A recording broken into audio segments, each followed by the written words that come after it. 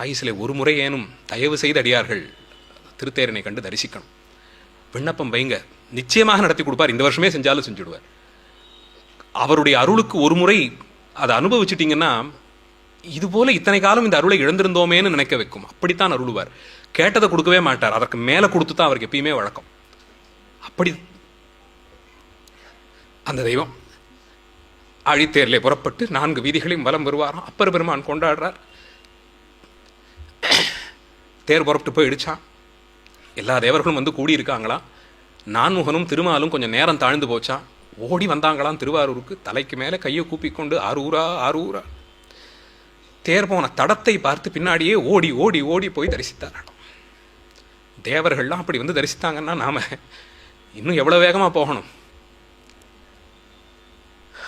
திருமாலும் நான்முகனும் தேர்ந்தும் காணாது, தேடி தேடியும் பார்க்க முடியலையா.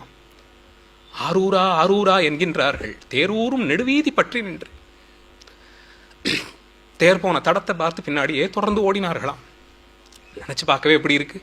அக்ஷமாலையும் கமண்டலமும் ஏந்தி கொண்டு நான்முகன் தலைக்கு மேலே கையை குவித்து கொண்டு சக்கரமும் சங்கும் ஏந்தின நிலையிலே திருமால் 2 கைகளை கூப்பிக்கொண்டு அந்த வீதிகளிலே ஓடினார்கள்னா, திருவாரூர் வீதியிலிருந்து ஒரு கைப்படி மண்ணை பெற்றாலும் அதெல்லாம் சிவச்செல்வம்.